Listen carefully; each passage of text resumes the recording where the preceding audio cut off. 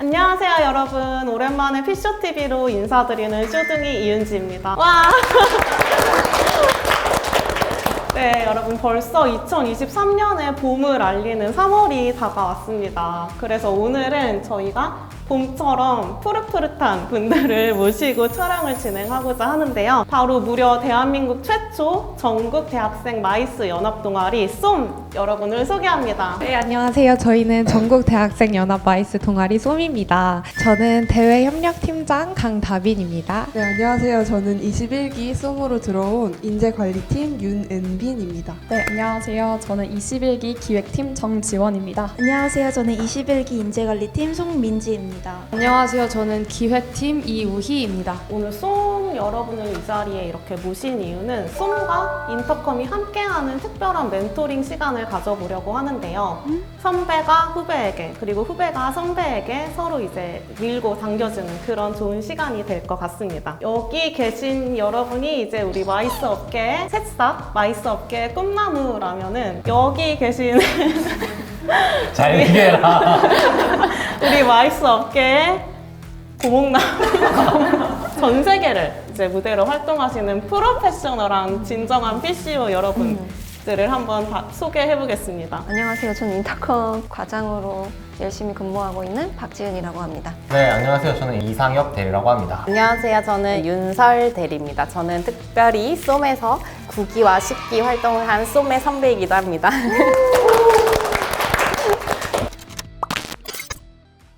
본격적으로 이제 멘토링을 시작하기 전에 우리 대한민국 최초 마이스 동아리 쏨에 대해서 간략한 소개를 한번 들어봐야겠죠. 저희는 전국 대학생 연합 마이스 동아리 쏨이라고 하고요.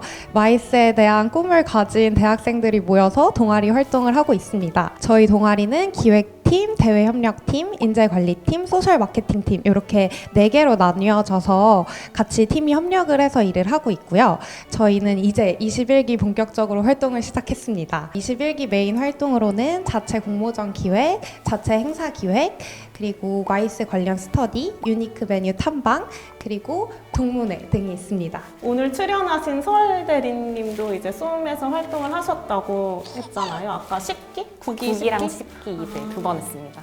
여기는 21기? 너무 진짜 고목나무. 네, 이렇게 후배들의 모습을 보니까 어떤 것 같으세요? 인터컴에서 이렇게 만나게 될 줄은 몰랐는데 정말 너무 반갑고 뭔가 점점 더 성장을 하고 있고 항상 이렇게 열심히 하는 동아리라는 얘기를 많이 들어서 저도 되게 뿌듯합니다.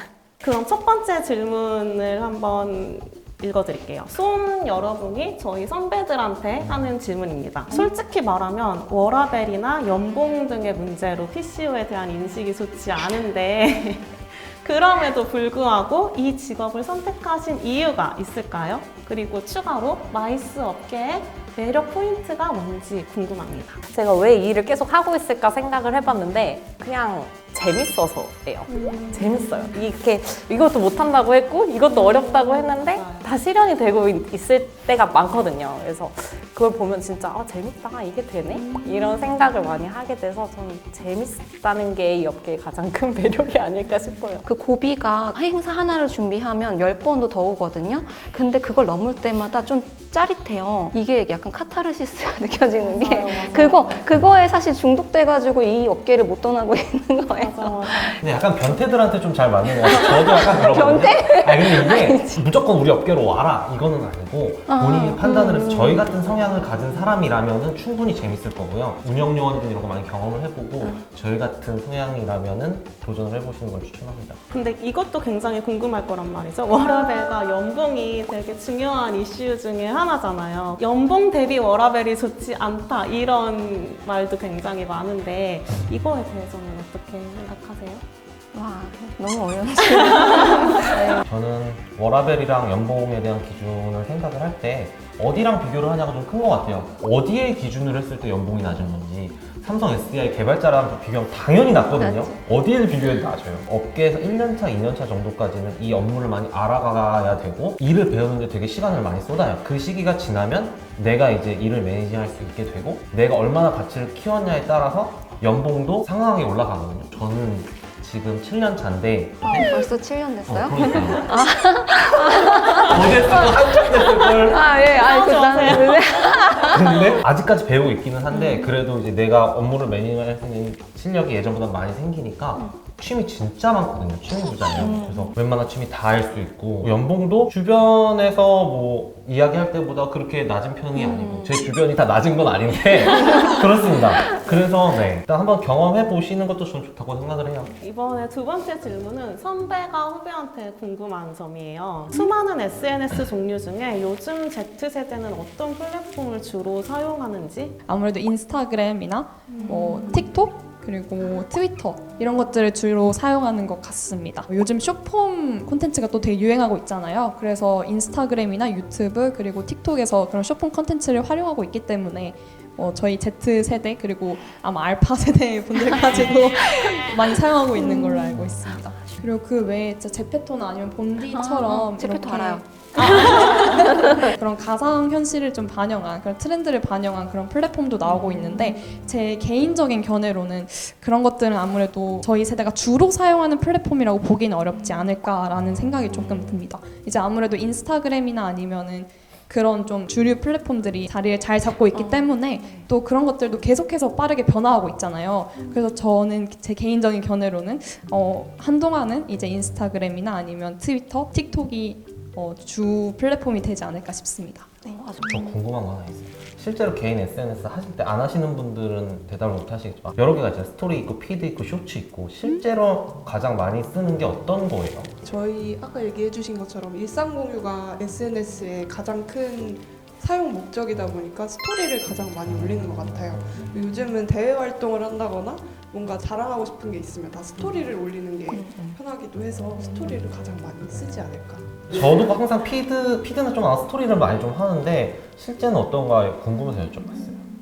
다음은 후배가 선배에게 궁금한 점입니다. 매체에서 풍자적으로 비춰지는 MZ 사원과 실제 MZ 사원의 공통점과 차이점이 있는지 궁금합니다. 그리고 이런 세대 간의 차이를 어떻게 생각하시나요? 라고 질문을 주셨는데 요즘에 막 SNL이나 유튜브 영상 같은 데 보면은 MZ 세대의 특징을 주제로 다루는 콘텐츠가 굉장히 많잖아요. 맑은 눈.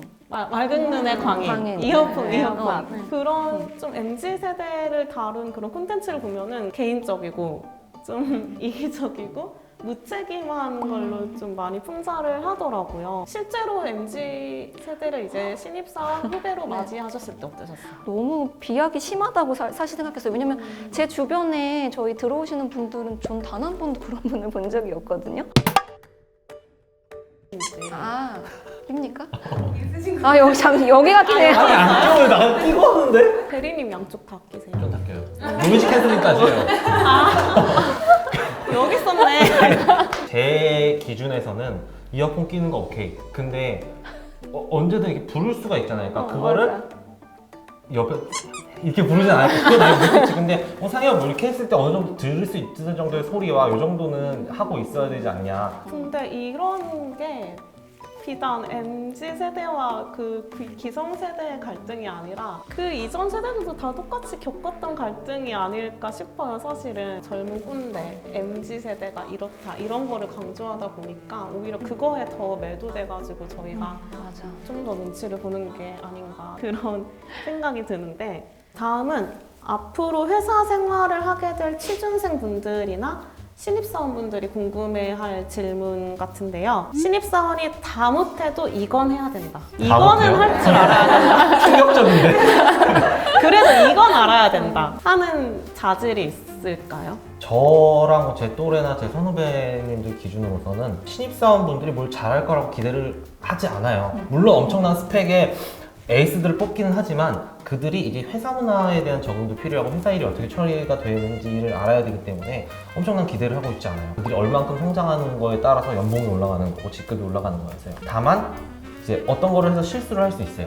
그러면은 선배가 알려주겠죠. 가이드를 줄 거고 그거에 대해서 뭐 바로 이해를 못 할 테니까 뭐 한두 번 정도 더 실수를 할 수 있어요. 뭐 예를 들어서 자꾸 까먹길래 이거 메모하면 좀 좋아요 후배님 해서 했는데 다음 또 메모 안 해서 또 틀렸고 메모 안 해서 또 틀렸고 제발 그 메모 좀 해주세요. 이런 뭔가 가이드를 줬을 때 최소한 실천하려는 노력 있기를 바래요. 저도 되게 비슷한 맥락인 것 같은데 저는 열린 마음을 가졌으면 좋겠어요. 이게 말씀하신 것처럼 피드백을 줬을 때 그걸 받아들이는 마음도 포함이고 뭔가 이렇게 편협하게 생각하지 않는 그런 열린 마음이 좀 여러 가지로 중요하지 않을까. 그거 하나는 있어야 될 것 같아요. 두 분이 말씀 주신 게 진짜 포인트인 것 같고 이제 처음 들어오니까 아까 얘기한 것처럼 다 미숙하고 배울 게 많고 하니까 다 괜찮아. 실수해도 괜찮고 다 괜찮아. 정말 과장님 말씀하신 것처럼 처음부터 끝까지 책임감을 놓지 않고 업무를 할 수 있는 그런 자질이 정말 중요한 것 같습니다. 이번에는 선배들이 후배한테 궁금한 점입니다. 새로 들어오는 신입분들은 회사 생활을 할 때 어떤 점을 가장 궁금해할까요? 저는 신입사원들이 요새 좀 뽑는 키워드 중에 하나가 워라벨이잖아요. 그래서 저는 워라벨을 생각을 할 때 저희가 복지가 가장 궁금하지 않을까라고 생각을 했어요. 저희가 아무래도 PCO를 꿈꾸고 있다 보니까 행사를 오래 준비할 때도 있잖아요. 근데 그렇게 열심히 준비한 행사가 끝났을 때 성공적으로 이루어지면 인센티브라든지 휴가라든지 그런 복지 혜택이 좀 있을지 궁금했습니다. 복지 당연히 있고요. 인터컴 같은 경우는 진짜 많아가지고 다 제가 여기서 설명을 드릴 자신은 없기는 해요. 근데 좀 큰 걸로 얘기를 드려보면 휴가 같은 경우에는 좀 빡세게 일하는 일정, 뭐 빨간 날이라든지 토요일, 일요일 날 근무한 거에 대해서는 행사가 끝나고 대체 휴가가 나와요. 그래서 그걸 편하게 쓸 수 있고 어쨌든 그거를 지키지 않는 회사가 너무나도 많기 때문에 그런 면에서는 이걸 복지라고 볼 수 있을 것 같고요. 행사 인센티브도 당연히 있어요. 그래서 행사 실적에 따라서 얼마가 가고 뭐 이런 게 있어요. 근데 다 회사마다 그 인센티브를 선정하는 기준이 조금씩 다르긴 해요. 뭐 절차는 다르고 횟수도 다르고 다들 같이 고생을 한 걸 최대한 잘 측정을 해서 인센티브가 있습니다. 그리고 야근 택시와 식대에 대한 규정이 그래도 높은 편이다, 좋은 편이다를 얘기를 할 수. 똑같이 다 홈페이지에는 식대 지원, 뭐 택시 지원 이렇게 되어 있는데 막 새벽 3시 이후에 퇴근해야 택시 탈 수 있고 이런 회사들도 있거든요. 그게 말이 되나요, 말이 안 사실? 되지. 근데 그런 규정이 만나봤던 회사들 중에는 그래도 높은 편에 있다. 그러니까 뭐 좋은 편에 있다. 라고 맞아요. 얘기를 드릴 수 네. 있을 것 같아요. 혹시 복지는 금융치료, 네, 금융치료죠. 금융치료가 짱인 것 같습니다. 제가 다음 질문 드릴게요. 네. 요새는 회사 생활이 단순히 돈을 버는 업무라고 생각하지는 않아요. 어떠한 직무에 대한 목표나 비전이 있고 회사에 가서 어떻게 발전해 나가고 얼마나 발전해 나갈 수 있는 것이 가장 중요하다고 생각하는데요. 신입사원이실 때 갖고 계셨던 비전을 얼만큼 이루어내셨는지 좀 궁금합니다. 일단 저의 꿈은 입사였으니까 전 모든 걸 이룬 상태였거든요. 아무것도 뭐 당연히 열심히 할 거긴 하지만 뭘 해야지 또 바로 세운 상태 전이었었는데 선배한테 얼마 정도 하면은 내가 이 업무를 다 알 수가 있고 PM 프로젝트 매니저가 되고 할 수 있겠냐 라고 했더니 그때 6년 차 선배였는데 내가 5년이 돼도 물론 이제 프로젝트를 이끌어 나갈 수는 있긴 하지만 아직까지 이 업계에 대해서 다는 모르겠다 라고 말씀을 하셨어요. 그래서 저의 비전은 그 직급별로의 역할을 최대한 충실히 하자 였었는데 제가 이제 7년 차가 됐는데 그러면서 느낀 게 제 친구들은 뭐 5년 차, 3년 차가 되면 일단 업무를 한 번씩 다 파악을 되고 있어요. 되게 지루해 하더라고요. 나 계속 이거 뭐 하고 살아야 되나? 너무 재미가 없는데? 이런데 전 그나마 리프레시가 됐던 게 6년에도 배울 게 있고 7년에도 배울 게 있고 8년에도 배울 게 있고 그 강도가 조금씩 올라가면서 그러면서 비전을 깨고 다시 새로운 비전을 만들고 그 비전을 또 깨고 또 다른 비전을 만들고 이렇게 해나갔던 것 같습니다. 저는 뭔가 마이스 업계에 들어오면서 딱 PCO를 왔다는 것 자체가 뭔가 마이스의 중심으로 간 느낌이었거든요. 제 개인적으로는 뭔가 업계를 조금 더 좋은 방향으로 바꾼다거나 긍정적인 뭔가를 만들어낼 수 있었으면 좋겠다라는 막연한 그런 비전을 갖고 들어왔었거든요. 지금 저는 이제 인터컴에서 2년 차라서 그렇게 많이 되지는 않았지만 인터커머로서 수험 분들을 만나서 이런 얘기를 나누고 할 수 있다는 것 자체가 일단 좀 한 단계씩 발전을 하고 있는 게 아닌가 라는 생각을 했고 이렇게 점점 좀 비전에 다가갈 수 있도록 해주는 것 같아요, 인터컴이. 그래서 그 부분은 저는 되게 좋아요. 네, 마지막 질문이에요. 마이스 산업에 종사하기를 희망하는 10대, 20대들에게 해주고 싶은 말이 있나요? 그냥 해보세요. 라고. 멋있다, 멋있다. 저희 뭐 워라벨 관련된 얘기들 많이 해주셨는데 경험해보지 않으시고는 이게 내가 생각했을 때 워라벨에 생각보다 괜찮네? 내가 생각한 용도보다 맞네라고 느낄 수도 있고 또 아닐 수도 있잖아요. 그리고 아직 너무 어리기 때문에 언제든 또 커리어를 바꿀 기회도 사실 많잖아요.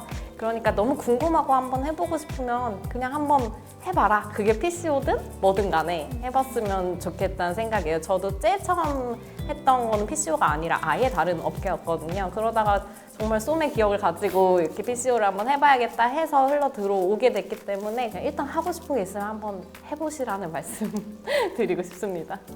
멋있어.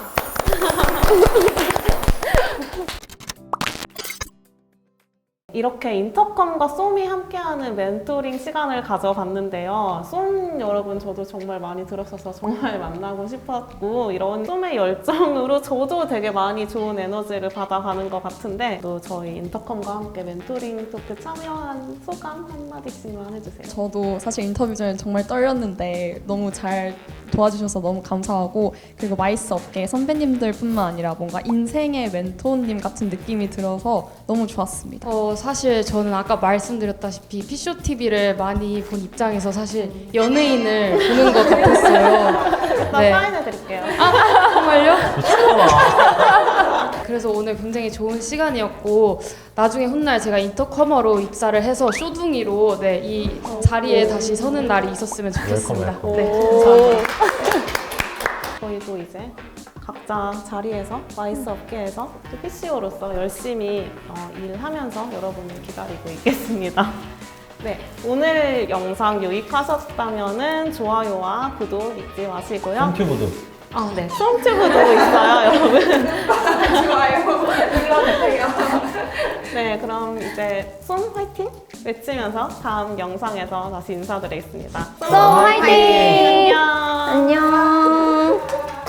저희가 사실 마이스 전국 연합 동아리이면서 되게 다양한 활동을 기획하고 있지만 대학생 동아리인 만큼 사실 부족한 부분들이 많아요. 전공 지식도 부족할 때가 많고 또 현업에서의 경험도 부족할 때가 많아서 유무형의 모든 이제 후원을 받고 있거든요. 재능 기부도 받고 물품 후원도 받고 이렇게 다 후원을 정말 열심히 받고 있으니까 신경 써주시고 봐주시고 혹시 관심 있으시다면 쏨 공식 SNS로 연락 주시면 감사하겠습니다.